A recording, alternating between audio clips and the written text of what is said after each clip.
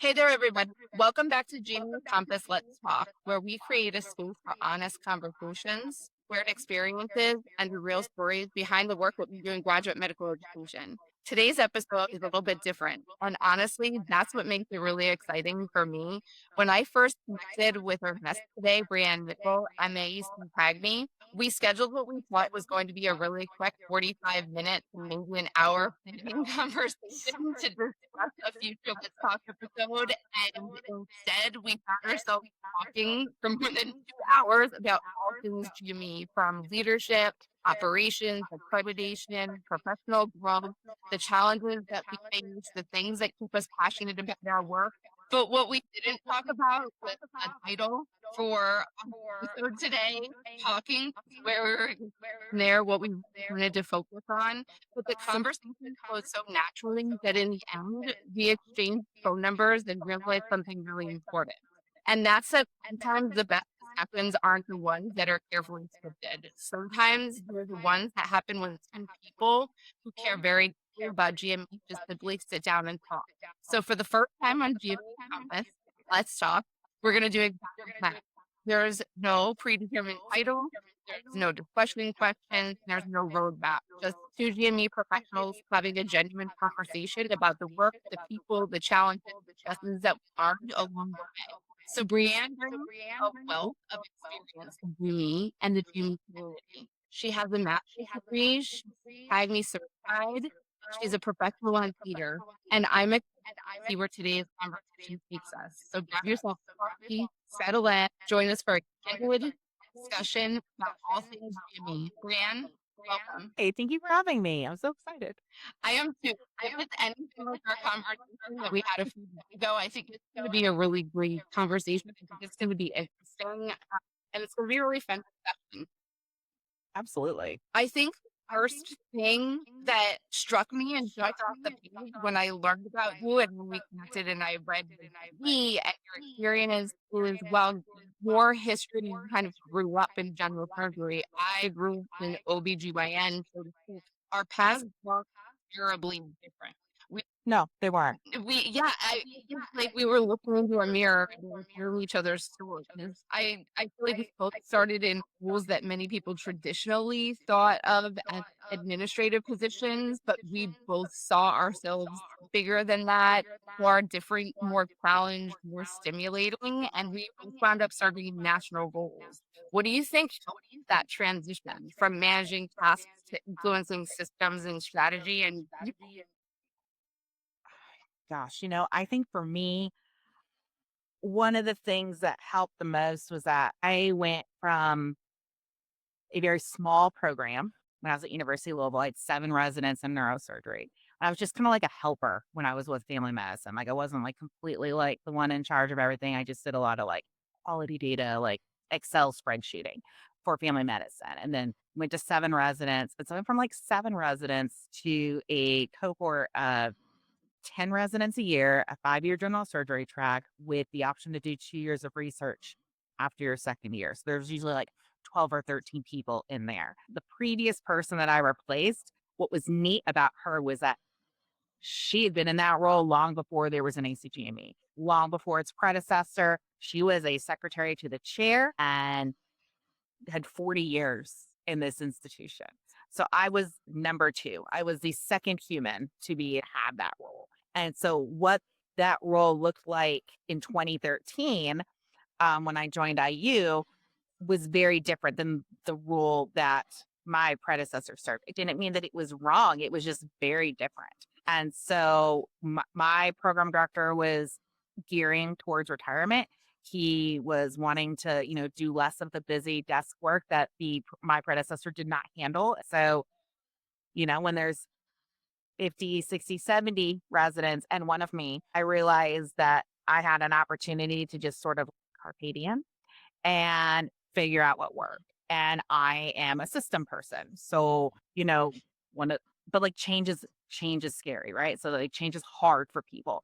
And we need to have the same human and the faculty. A lot of faculty had been there. That was their person. So, you had to sort of triage it in a way where it was like, what is the lowest of low hanging fruit that will have zero impact on how they see their day-to-day stuff and how it will make my life better. And within like the first 4 weeks, I realized that was making the conference sign in digital because that was the first thing that was piling up on my desk. Like stack or 10 of 11 pages stapled together every Wednesday, hand signed in. And I would have to go in and like put it into a spreadsheet. And I was like, oh, no, no, no. And so I did the QR code thing long before anybody else was doing the QR code thing. And I then went and found my grumpiest faculty member and was like, I need to see if you can do this because if you can do this, anybody can do this. And he was like, I like this. And so we did it. He liked it. And that was sort of like my launching point. Anytime something new had to happen, anytime something or like a new initiative came out, I was always like, I need to go find my grumps. I need to go find my people that, will always want what's best for the resident, but at the same time will always complain about doing something completely out of left field. And once I started just picking like here and there. And then I would just slowly climb up and, be like, what if we did this? Or what if we did this? And then my program director was like, oh, like she uses a computer fairly well. Let me just throw something crazy at her. And 2013 was right before milestones came out for general surgery. And he was like, I want these spider charts. And I'm like, I don't know what language you're speaking. What is a spider chart? And come to find out it's a radial chart. IU, I think, still calls them spider charts to this day. And that's great. I think actually a lot of people might. I just need them as a radial chart and want to replace it with something like legitimate. It's like, okay, we can do this. But, we would do the big meeting where all the faculty would come in, they would see what the CCC had done and kind of showing them like, here's what they were and here's the growth. It really allowed for decent conversation. And when we transitioned to our new program director, she was able to, when you have those conversations and you have those moments where faculty be like, oh, well, why are they so high? Or why are they here? And it's like evaluations. You have to complete them. You have to complete them in order for us to have data to score them correctly. But they were able to see exactly like what we had, what we were using. And I think that helped us transition more into when we got into EPA land, those entrustable professional activities. And I don't ever say no to anything. Well, correction. My rule in Indiana was I don't do dead bodies. I never did cadaver lab. It was the one area where I was like, you don't want me. This is not my wheelhouse. I remember going to cadaver lab and neurosurgery. And lost all self-respect and just like it was not a great day for me. So I was like, I'm not going in. I'm not doing it. Please don't ask me to. But anything else, like if you want something done, I'd be like, sure, I'll do it. Why not?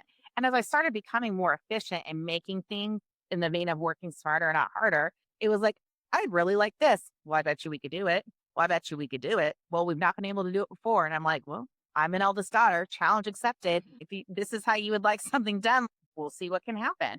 And, I'd been there for a couple of, years. And I was like, you guys have really allowed me to do more and grow. And I'm loving it. I was like, but I would also like a title that reflects it. And they were like, what would you like? How would you like it structured? Because there wasn't a pathway. I made the pathway. I have no problem saying it. I made the pathway for IU for there to be a coordinator pathway, a growth pathway going from a complete novice to a senior operations person. And my role and the way that I grew at IU allowed for other programs to be like, I want a Brianne. How do I get a Brianne? Because when they would have issues or they would struggle having a department that's complex like surgery, our GME office would say, well, surgery does this where they have Brianne. She oversees a coordinator staff and then they run their programs. But it's kind of just one more stop, one more check, one more like allowing me to help train the program coordinators to do things the way I felt were best practices based on what I had seen, what I had experienced, whether it be institutional way or department related with personalities or, seen at a conference. I'm never afraid to try new things. And it just sort of, I don't know, it just kind of snowballed. I wanted more and they gave me more. I gave them what they asked for. I just sort of put it in my bucket. And then when I decided, hey, I want a title that reflects what I do, I want a salary that reflects what I do. Leadership at the time was more than willing to say, okay, let's do it. I will always be grateful for Indiana for that. Like they truly gave me the launching pad to not only allow me to advocate for myself and to not make me feel dumb when there was a moment where maybe the timing is off, or hey, come to me next budget season, or let's tick a few more things off so we can really make a strong case for HR. And I appreciated that feedback with that leadership team. But it was never a no. They It was never a hard no. they And gave that, you not only the yes, platform, but the empowerment to be able to create they that did. space. And I think having a surgery chairman and Dr. Dunnington at the time, who, was known in surgery land as like the education guy, he was the one that was just like, Brian, you need to go be, you need to join this organization. You should be president of this organization, in the next 5 to 7 years. And I know me, I've met me. I fill a room. As I told you, like, nobody in the history of the universe has ever been like, oh, Brienne, I kind of like her. You either enjoy me or you don't. You either like my style or you would rather only spend 10 minutes with me. And I can appreciate both of those viewpoints. Okay. Some days it is very hard to be me. And I don't like being me. Yet I keep waking up as me every day. So I press on. But he was the first person that was kind of like, if you're going to be this passionate about it here, go take it to your coordinator group. And that was probably my biggest hurdle at the time. It didn't seem like a space at the time that was ready for me to ask the questions, which was, why do we do it that way? Why do we do it that way? And that was kind of what I was thinking as you're telling the story of your path that was going on in my head is one of the things when I was chair of OBGYN that I talked about so often because of the space that we're at, right? When I think about the beginning of my career and when I think how we've evolved to 2026, how much the business of medicine has changed GME, how it's changed how we operate, the infrastructure, Mhm. the ability to get approval for the infrastructure, the layers that don't have any knowledge or understanding around how different GME is in order to approve those things. So Mhm. now understanding how much different our world are thanks to the business of medicine, what Yeah. advice would you give someone now who's listening to this space who really wants to elevate their role but doesn't know how or where to start and how intimidating that feels because it's so different. It is. Gosh, I would say one, you have to be willing to be a lifelong learner. If you are not willing to put in the work outside of that 40-hour work week, then you will have a very hard time getting to where you want to be. And I'm not talking about doing work for free. In no way, shape, or form do I feel like anybody should ever work for free. That was a mistake I made in my 20s. I was single. I had a cat. My cat did not care if I was home or not. So, like, I worked all the time. I worked off the clock. I worked on the clock. And that carried over from when I was at Louisville to Indiana, my first decade and some change. And, it got better as I had more people tell me, like, Brianne, work-life balance, Brian, work-life balance. And so what I started doing was instead of doing work in the off hours, like I decided to work on me. Like what can I learn? Like if I'm sitting at home not doing anything, avoiding sunlight, not wanting to go outside, like these sorts of things, because I'm an insight kid, like what can I do to how can I make myself better at work? And depending on what phase of life that was, whether it was becoming more emotionally intelligent and more aware of, you know, how people perceive me and getting better at relaying information, or it was during the pandemic, learning how to use Power BI and learning how to use Teams because Teams was just thrown at us. Microsoft Teams is like, here's a tool to use. And, you come to find out you've got staff that are just making a team for every folder and not really all the folders into the team, but you only know what you know, right? Uh-huh. That for me is lifelong learning. That for me is I'm going to learn a skill that I can then apply at work. But I'm not going to learn that skill on work time because I have work to do on work time. I want to know how to do it. I need to decide if it is worth carving out time on a Wednesday night when my husband's watching Game of Thrones or whatever night it was on that I didn't want to watch it. Or, on the weekend when he is, out with his friends. I decided how I wanted to spend my time, and that was it. And so some people, I think, get confused at the concept of lifelong learning. And when I talk about it, they'll say, well, I don't have enough time during the workday. It is not a workday thing. It is an after hours thing. When I'm sitting at swim practice watching my nephew swim laps because he doesn't want me to leave the swim area, I'm watching a LinkedIn learning video on my phone. I may not be able to take notes. I may not be able to like fully engage in it, but I am somebody that absolutely is a see one, do one, teach one kind of human. So if I can listen to the lesson the whole way through and then do that lesson again with my full and undivided attention, it's not the first time I'm hearing something. It's not the first time I'm hearing that concept. And I'm like, oh, this is what they were talking about. So I'm actually being able to see the example outside of my tiny iPhone. It's finding those moments, listening to radical candor in the car as an audiobook, or then listening to like the podcast that came with it, which I think is phenomenal. Emotional intelligence, like soft skills are easily attained and learned and absorbed while riding in the car. Was one of the things we had an opportunity maybe about 2 years ago, maybe a little bit less, to rewrite all the GME job descriptions and create pipelines for growth, which Hmm. wound up ultimately not happening. But that's a different story for a different topic on a Different different day. day. Right. But while we were going through that, and we had a small committee of leaders and stakeholders across departments, positions, roles in education, that was one of Hmm. the big things that I was really stuck on, because to me, it feels like an oxymoron to work in medical education when Oh, yeah. education's in the name and you're not requiring some level of education, right?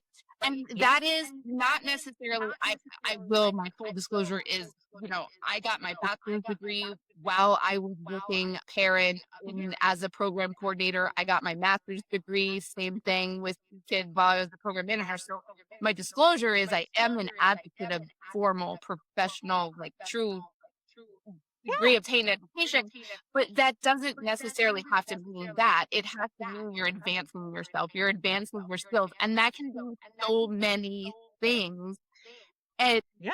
it just feels backward to me to not say there's something that I can develop myself. There's something I can do better, because that's a lot of the environment that we're teaching our trainees, right? It can Yeah. be anything. It can be our communication skills, our presentation skills, our emotional intelligence. I can make a long list of things that I'm Oh, yeah. and I've done not terribly well with, Hmm. but yeah, lifelong learning has to, I feel like, be the top of the list.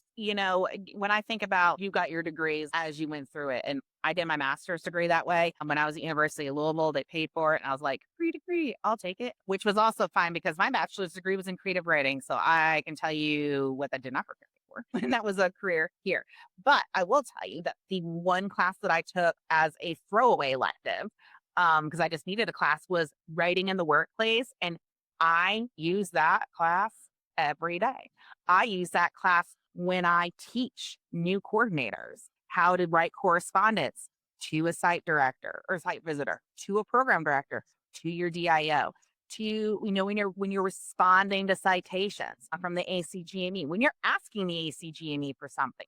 There is a way in which you do it, and it's definitely not, hey, yo, I would like this. There is a formal piece to the writing in this workplace that is necessary, and it is what gets you taken seriously. It's how people recognize, oh, you are a player, you are somebody I can talk to, you are somebody that understands the way in which it goes. You may not have the answer, but you clearly have an understanding of the world that you live in.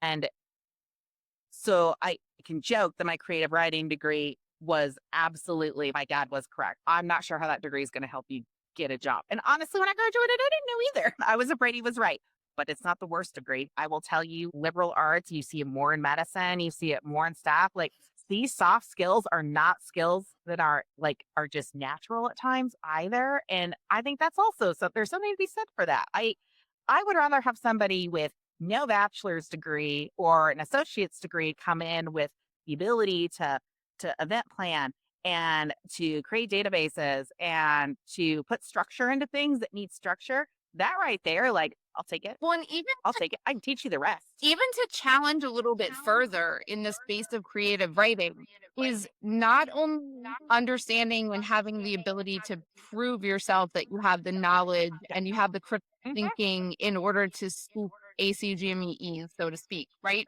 Yep. But our program directors, our faculty, our vice chairs, our chairs, our Mhm. APDs, they're doctors first, and they are taught to assess their challenges, their barriers. If you're asking for an expansion, if whatever it is, if you're Mhm. getting a citation, to answer that with what's happening on the floor, with what the need is on the floor, with whatever that is, because ultimately it is the clinical learning environment, right?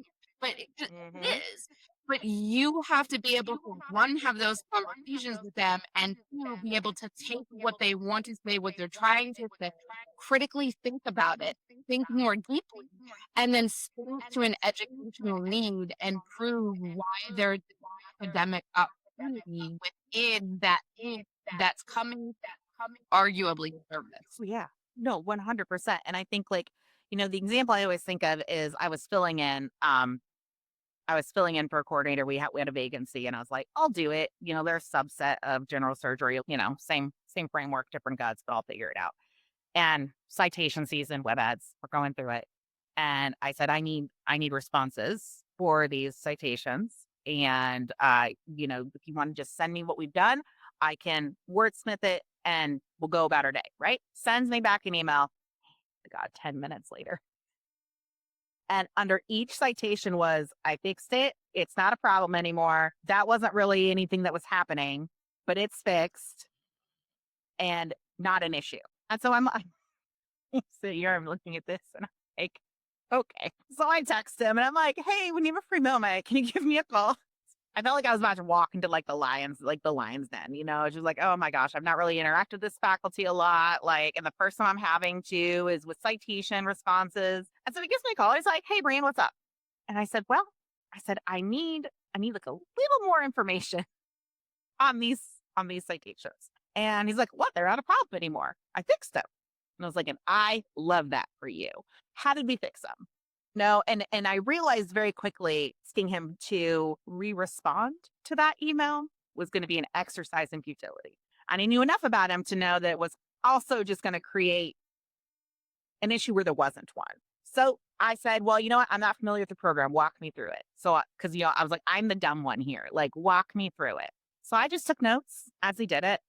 And what I like to call an atonement sandwich, I take the citation. We acknowledge at the top that that this is a citation and we apologize for it. Here are the steps in which we have fixed it and it will no longer be an issue in the future. And then we put the atonement at the bottom, like you apologize at the top, you apologize at the bottom, and you put the guts in the middle. Mhm. My atonement sandwich. It's how I respond to every ACGME citation.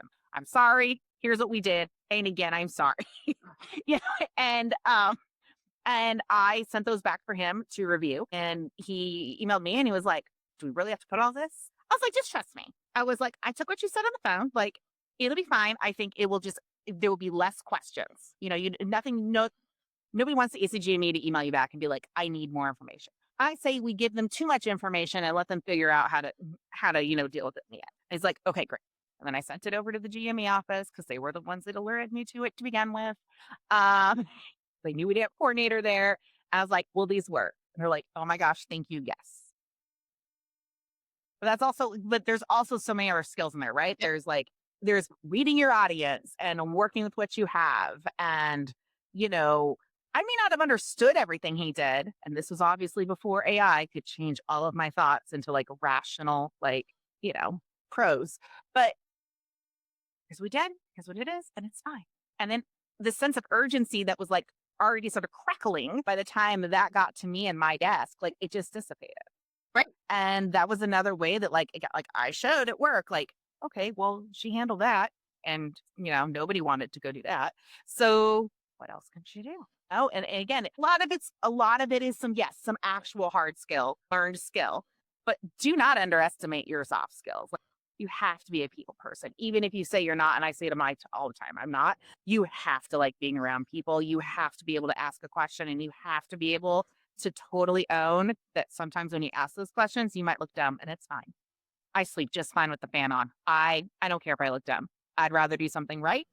I'd rather be right. If I have to look dumb along the way, then so be it. It took me an embarrassing amount of years, like decades, to one, become humble enough, and two, recognize that I needed to become humble enough to be able to sit at a table and instead of it wasn't about trying to prove myself and my seat at the table as much as it was, this is X, Y, and Z that I need out of this meeting, and I have a very limited amount of time, and I'm hurting cats. Like, I'm Mhm. going to do whatever I need to do to rein in these cats that I'm hurting to get Yep. these answers.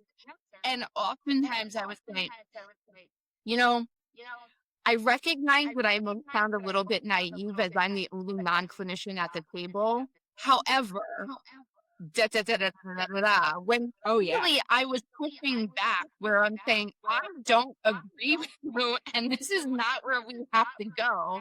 But if I started from, I recognize I would get Yes. heard instead of saying, no, that's just.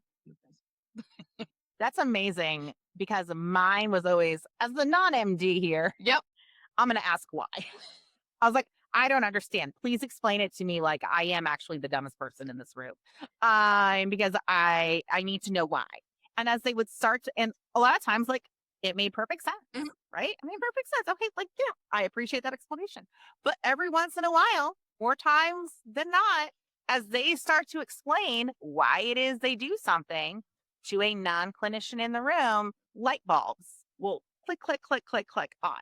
And somebody will go, well, I guess maybe we could take a piece of it. Maybe you don't take the whole idea. Maybe you don't take the whole that's been presented by somebody. And it's usually residents. It's usually residents presenting can we change this? The way we do sign out, can we change morning rounds? Can we adjust this? Right. And I always say a perfect compromise is where both parties are annoyed at the end. Um, but a win's a win. You gave a little, you got a little, like the end of the day, like it's a little bit better than what it was. And that's how you make progress.